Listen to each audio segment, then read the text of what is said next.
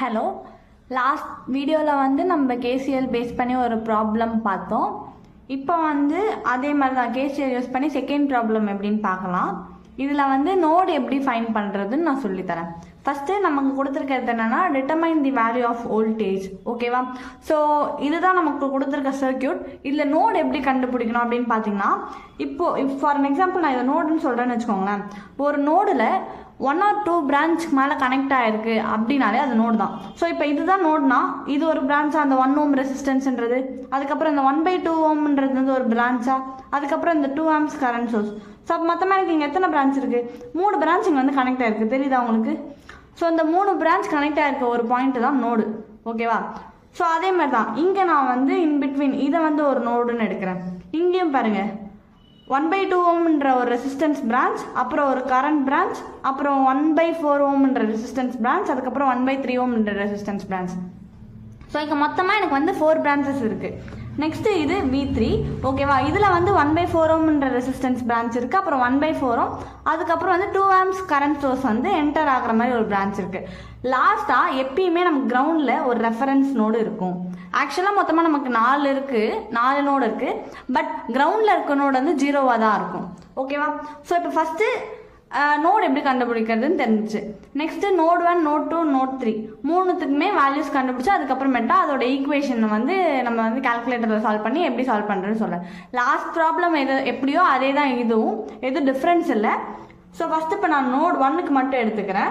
Note 1ன்றது நான் எடுத்துக்கிறது இங்கே V1. ஓகேவா? ஸோ V1 கூட என்னென்னலாம் அட்டாச் ஆகிருக்கு? 1/2 ohm resistance, 1 ohm resistance, 2 amps current source. ஓகேவா? இப்போது இந்த 2 amps கரண்ட் சோர்ஸ் V3க்கும் கனெக்ட் ஆகிருக்கு. அதே மாதிரி இந்த 1/2 ohmன்ற ரெசிஸ்டன்ஸ் வந்து V2க்கும் கனெக்ட் ஆகிருக்கு. நான் என்ன சொல்லியிருக்கேன்? ஜென்ரலாக நோட்லேருந்து கரண்ட் லீவ் ஆகும்னு சொல்லியிருக்கேன். இங்கே கொடுத்துருக்க கரண்ட் சோர்ஸோட டேரக்ஷன் லீவ் தான் ஆகுது. ஸோ என்டரிங் நோடு இல்லவே இல்லை, 0. ஓகேவா? ஸோ லீவிங் நோடு என்னென்ன நான் என்ன சொல்லியிருக்கேன்? I = V/R தானே கரண்ட். இதுக்கு கரண்ட் லீவிங் தானே கேட்குறாங்க. ஸோ கரண்ட் நான் I = V/R. ஸோ அப்போ Vன்றது என்ன? இங்கே V1/1. ஓகேவா? அதே மாதிரி இங்கே V1 இந்த 1/2 ohm ரெசிஸ்டன்ஸ் வந்து V1க்கும் V2க்கும் காமனாக இருக்குது. பட் நான் இங்கே எடுக்கிற நோடு வந்து நோட் 1. So V1 - V2 / 1/2. அதே மாதிரி இது வந்து டைரெக்டாக கரண்ட்டாகவே இருக்குது. ஸோ நான் அதை வந்து ஸ்ட்ரெயிட்டாக 2 ampsன்னு எடுத்துக்கலாம். வோல்டேஜில் இருந்தால் மட்டும்தான் நீங்கள் அதை வந்து கரண்ட் சோர்ஸாக மாற்றுறதுக்கு பார்க்கணும். ஓகேவா? டேரெக்டாக கரண்ட் கொடுத்தாங்கன்னா கரண்ட் சோர்ஸாகவே நீங்கள் மென்ஷன் பண்ணிக்கலாம். ஸோ இங்கே இருக்க இந்த 2 amp ரெசிஸ்டன்ஸை நான் 2னே வச்சுக்கிறேன். ஓகேவா? ஸோ இப்போ நமக்கு நெக்ஸ்ட் என்ன? கரண்ட் என்டரிங் = கரண்ட் லீவிங்கா? இதுதானே ரூலு கேசிஎல் பொறுத்த வரைக்கும். Sum of all current entering the node = sum of all current leaving the node. இதுதான். ஸோ இப்போ எனக்கு என்டரிங் என்ன? 0. ஸோ லீவிங் என்னென்ன? V1 - V2 / 1/2 + V1/1 + 2. ஓகேவா? ஸோ இப்போ இது வந்து எனக்கு V1 - V2 / 1/2ன்னு இருக்குது. இந்த 1/2 மேலே போச்சுன்னா டினாமினேட்டரில் இருக்கிறது ரெசிப்ரோக்கலாக ஆகுமா? அப்போ நியூமரேட்டருக்கு போயிடுமா? நியூமரேட்டருக்கு போயிடுச்சுன்னா என்ன வரும்? 2V1 - 2V2 + V1 + 2 = 0வா? Common terms add பண்ணிக்கோங்க. ஸோ V1 2V1 + 1V1 அது 3V1 - 2V2 = -2. இது ஒரு ஈக்குவேஷன். ஸோ இப்போ நெக்ஸ்ட் வந்து நம்ம நோடு 2க்கு. ஸோ இப்போ நோடு 2ல் பார்த்தீங்கன்னா ஃபஸ்ட்டு அந்த நோடோட பாயிண்ட்டை வச்சுக்கோங்க. அந்த நோட்லேருந்து இருக்கிற கனெக்ஷன்ஸ் எல்லாத்தையுமே வந்து எதெல்லாம் கனெக்ட் ஆகிருக்கோ அது எல்லாத்தையும் எடுத்துக்கணும். 1/2 ohm ரெசிஸ்டன்ஸ் எனக்கு நோடு 2 கூட கனெக்ட் ஆகிருக்கு. அப்புறம் 9 amps கரண்ட் சோர்ஸ், அப்புறம் 1/3 ohm ரெசிஸ்டன்ஸ், அதுக்கப்புறம் 1/4 ohm ரெசிஸ்டன்ஸ். இந்த 1/2 ohm ரெசிஸ்டன்ஸ்ன்றது காமன், லைக் V1க்கும் V2க்கும் காமனாக இருக்குது. அதே மாதிரி இந்த 1/4 ohm ரெசிஸ்டன்ஸ் V2க்கும் V3க்கும் காமனாக இருக்குது. பட் ஆனால் இந்த 1/3 ohm ரெசிஸ்டன்ஸ் வந்து ரெஃபரன்ஸ் நோடு, அதாவது கிரவுண்டு கூட இருக்குது. கரெக்டாக? ஸோ V ரெஃபரன்ஸ் நமக்கு எப்பயுமே என்ன? 0 தான். ஓகேவா? கரண்ட் சோர்ஸும் பிரச்சனை இல்லை, அதுவும் ரெஃபரன்ஸ் நோடில் தான் இருக்குது. ஓகேவா?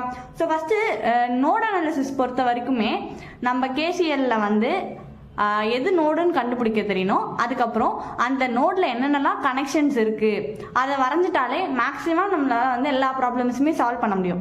நெக்ஸ்ட் என்ன? எது கரண்ட் என்டரிங், எது கரண்ட் லீவிங்ட்டு ரொம்ப ஈஸி. கரண்ட் சோர்ஸ் அவங்க மென்ஷன் பண்ணியிருக்காங்க என்டர் ஆகிற மாதிரி இருந்தால் என்டரிங், இல்லைனா லீவிங் தான் ஜென்ரலாக. ஏன்னா நோட்லேருந்து கரண்ட் வந்து லீவ் தான் ஆகும். ஓகேவா? ஸோ இந்த 3 ஸ்டெப் இருந்தாலே ஈஸியாக வந்து சம்ஸை சால்வ் பண்ணிடலாம். ஸோ இப்போ ஃபஸ்ட்டு நோடு கண்டுபிடிச்சாச்சா? நோடில் இருக்க கனெக்ஷன்ஸ் எல்லாம் ட்ரா பண்ணியாச்சா? நெக்ஸ்ட் இப்போ கரண்ட் என்டரிங் நோடல். ஏன்னா நமக்கு என்ன formula, current entering equal to current leaving. So current entering என்னது, இங்கோ 9 amps கரண்ட்ன்றது என்டர் ஆகுது. ஸோ அப்போ லீவிங் பார்த்தீங்கன்னா 1/2 ohm leaving, 1/3 ohm leaving, 1/4 ohm leaving. So நான் சொன்ன மாதிரி I ஈக்குவல் டு V/R ஃபார்மேட்டில் எழுதுவோமா, சேம் அதே ஸ்டெப் தான். அந்த மாதிரி எழுதுனா V2 minus V1 divide by 1/2, அப்புறம் V2 டிவைட் பை 1/3, அப்புறம் V2 minus V3 divide by 1/4. நான் இங்கே என்ன நோடு எடுக்கிறனோ அதை தான் நான் காமனாக வைப்பேன். ஓகேவா, ஃபர்ஸ்ட் அது பாசிட்டிவ்ல இருக்கும், V2 மைனஸ் V1. அதே மாதிரி தான் இங்கே V2 மைனஸ் V3 தான் பண்ணுவேன். ஓகேவா, ஸோ இப்போ இது என்னது, sum of all current entering equal to sum of all current leaving. இதுதானே ஃபார்முலா. ஸோ இப்போ எனக்கு கரண்ட் லீவிங்கில் இருக்கிறது எல்லாமே ஆட் பண்ணிட்டு ஈக்குவல் டு கரண்ட் என்டரிங் என்ன 9 amps. ஓகேவா, ஸோ இப்போ இதுவும் அதே மாதிரி தான் 1/2, 1/3, 1/4 இருக்கா. ரெசிப்ரோக்கல் பண்ணக்குள்ள நியூமரேட்டர் டினாமினேட்டரில் இருக்கிறது என்ன ஆகும், நியூமரேட்டருக்கு போயிடும். ஸோ அதே மாதிரி நீங்கள் இதை சால்வ் பண்ணினா காமன் டேர்ம்ஸ் என்னென்னலாம் இருக்கோ அது எல்லாத்தையும் ஆட் பண்ணிட்டு சம் பண்ணிட்டு அது ஒரு ஈக்குவேஷனாக வச்சுக்கணும். ஸோ இது நோடு 2க்கான ஈக்குவேஷன். ஓகேவா, இந்த செகண்ட் ஈக்குவேஷன் நோட் 2. இப்போ அதே மாதிரி நோடு 3 ஃபர்ஸ்ட் V3ன்ற நோடு எடுத்துக்கோங்க. இதுல என்னென்னலாம் கனெக்ட் ஆயிருக்கு அப்படின்ட்டு கொடுத்துருக்க கொஸ்டின்ஸ்ல நீங்க அந்த டயக்ராம் வந்து கம்பேர் பண்ணுங்க. என்ன இருக்குன்னா 2 amps கரண்ட் சோர்ஸ் இருக்கு, அப்புறம் 1/4 ohm ரெசிஸ்டன்ஸ், அதுக்கப்புறம் 1/4 ohm ரெசிஸ்டன்ஸ். ஆனா இந்த 2 amps கரண்ட் சோர்ஸ் V1க்கும் கனெக்ட் ஆயிருக்கு. அதே மாதிரி இந்த 1/4 ohmன்றது V2க்கும் கனெக்ட் ஆயிருக்கு. ஸோ அந்த மாதிரி இது ரெண்டுமே வந்து காமன். இப்போ இந்த கரண்ட் சோர்ஸும் காமன், வோல்டேஜ் சோர்ஸும் காமன். இது டைரக்டா எனக்கு கரண்ட் சோர்ஸா இருக்கு, ஸோ பிரச்சனை இல்லை. பட் இங்க இந்த வோல்டேஜ் சோர்ஸ் ரெசிஸ்டன்ஸ் தானே இருக்கு, வோல்டேஜ்ல இருக்குல்ல அது கரண்டா மாத்தணும், I equal to V/R. But இங்கே சேஞ்ச் பண்ண தேவையில்ல, ஏன்னா இது டைரக்ட் கரண்ட் சோர்ஸா தான் இருக்கு. ஸோ இந்த நோடுக்கு இந்த கரண்ட் என்ன ஆகுது, என்டர் ஆகுது. இது ரெண்டும் என்ன சொல்லியிருக்கேன், லீவ் தான் ஆகும். ஓகேவா, ஸோ பிரச்சனை இல்லை. கரண்ட் என்டரிங் என்ன 2 amps ஸ்ட்ரெயிட்டாவே எழுதிடலாம். அதே மாதிரி இப்போ கரண்ட் லீவிங்க்கு என்ன எழுதுவீங்க, V3 minus V2 divide by 1/4, அப்புறம் V3 டிவைட் பை 1/4, அவ்வளோதான். ஸோ V3 ஓட அந்த நோடு 3 இருக்குல்ல, நோடு 3க்கு என்டரிங் லீவிங் கண்டுபிடிச்சிட்டிங்களா. இப்போ நெக்ஸ்ட் நம்ம என்டரிங் லீவிங் அப்புறம் என்ன பண்ணுவோம், current entering equal to current leaving equate பண்ணுவோமா. ஸோ இங்கே கரண்ட் என்டரிங் லீவிங்ல என்ன பார்த்தோம், V3 divide by 1/4 plus V3 minus V2 divide by 1/4 equal to 2 amps. Current entering equal to current leaving. ஓகேவா, ஸோ இப்போ நெக்ஸ்ட் அதே மாதிரி தான் டினாமினேட்டருக்கு ரெசிப்ரோக்கல் பண்ணிக்கலாம். So 4V3 plus 4V3 minus 4V2, ஏன்னா மொத்தமாக தானே 4 வரும். ஸோ தனித்தனி இண்டிவிஜுவலாக மல்டிப்ளை பண்ணும், 4V3 மைனஸ் 4V2 அப்படின்ட்டு. ஸோ அதே மாதிரி இதை ஈக்குவேட் பண்ணிங்கன்னா எனக்கு வந்து minus 4V2 plus 8V3 equal 2 amps வரும். இதில் எனக்கு வந்து 2 வந்து காமனாக இருக்கு. ஸோ இதை டிவைட் பண்ணிக்கலாம். நீங்கள் இதை டிவைட் பண்ணாலும் போட்டாலுமே டிவைட் பண்ணாமலே சால்வ் பண்ணாலும் உங்களுக்கு இதே ஆன்சர் தான் வரும். ஸோ பிரச்சனை இருக்காது. நான் வந்து என்னோட சிம்பிளிஃபை பண்ணிக்கிறேன், ரொம்ப ஈஸியாக இருக்கணுன்றதுனால இதை வந்து சிம்பிளிஃபை பண்ணுறேன். 2 வந்து காமனாக இருக்கு, ஸோ வந்து சிம்பிளிஃபை பண்ணிக்கிறேன். டிவைட் பை 2 மொத்த ஈக்குவேஷனுமே நான் டிவைட் பை 2 பண்ணா என்ன வரும், 4/2 என்ன வரும் 2. அதே மாதிரி 8/2 4, 2/2 1. ஸோ இப்போ இது ஈக்குவேஷன் 3. ஈக்குவேஷன் 3 கண்டுபிடிச்சதுக்கு அப்புறமேட்டா கால்குலேட்டர்ல 3 ஈக்குவேஷனுமே சால்வ் பண்ணா உங்களுக்கு ஆன்சர் வரும். கால்குலேட்டர்ல எப்படி சால்வ் பண்ணணும்ன்றது நான் இப்போ சொல்றேன். ஸோ ஃபர்ஸ்ட் கால்குலேட்டர்ல வந்து மோடில் போயிட்டு ஈக்குவேஷன் மோட் வச்சுக்கோங்க.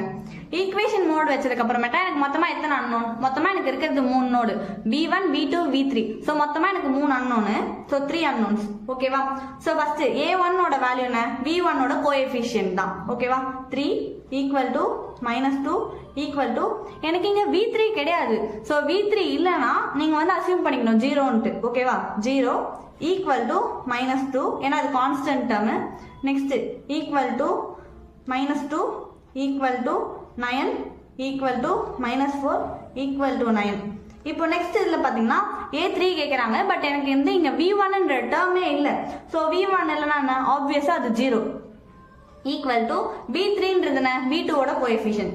ஸோ அப்போ -2 ஈக்குவல் டு C3ன்றது என்ன, V3 ஓட கோஎஃபிஷியன்ட் 4 ஈக்குவல் டு Dன்றது இந்த கான்ஸ்டன்ட் டேர்ம் என்ன இருக்குங்க 1 ஈக்குவல் டு. ஓகேவா, ஸோ இப்போ எனக்கு V1 ஓட வேல்யூ என்ன 0.35. நெக்ஸ்ட் V2ன்றது என்ன 1.529 இருக்கு, நான் ரவுண்ட் ஆஃப் பண்ணி 1.53 எழுதிக்கிறேன். ஓகேவா, நெக்ஸ்ட் V3 என்ன 1.0147 இருக்கு, இந்த 7 இருக்கிறதுனால 1.015. எனக்கு வந்து 2 டெசிமல் இருந்தா போதும், ஸோ பிரச்சனை இல்லை. ஓகேவா, டெசிமல்ஸ் வேல்யூ மாறுச்சுன்னா பிரச்சனை இல்லை. ஓகேவா, ஸோ இது எல்லாத்தையுமே வோல்டேஜ்ல வந்து நம்ம வந்து யூனிட்டோட மென்ஷன் பண்ணோம். ஸோ இப்போ நம்ம சால்வ் பண்ணது வந்து நார்மல் ஈக்குவேஷன் மெத்தட். நான் லாஸ்ட் வீடியோவில் வந்து அப்லோட் பண்ணியிருப்பேன் லைக் கார்மஸ் ரூலையும் எப்படி போடலாம், அதாவது மேட்ரிக்ஸ் மல்டிப்ளிகேஷன் தான் நம்ம வந்து கார்மஸ் ரூல் சொல்லுவோம். ஓகேவா? ஸோ இதில் மொத்தமாக 3 மெத்தட் இருக்கு. நார்மல் ஈக்குவேஷனில் கால்குலேட்டரில் சால்வ் பண்ணலாம், ஆர்எல்ஸ் நீங்கள் வந்து ஈக்குவேஷன்ஸ் கண்டுபிடிச்சி மேட்ரிக்ஸில் சால்வ் பண்ணுறதா தான் பண்ணலாம். அதுக்கு வந்து கார்மஸ் ரூல் சொல்லுவோம். அப்படியும் இல்லைனா இன்ஸ்பெக்ஷன் மெத்தட்னு ஒன்று இருக்கு. இன்ஸ்பெக்ஷன் மெத்தட்னா டைரக்ட் மேட்ரிக்ஸ் மெத்தட். அது எப்படின்னு நான் நெக்ஸ்ட் வீடியோவில் வந்து அப்லோட் பண்ணுறேன்.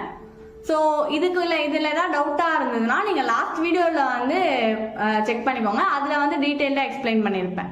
தேங்க்யூ.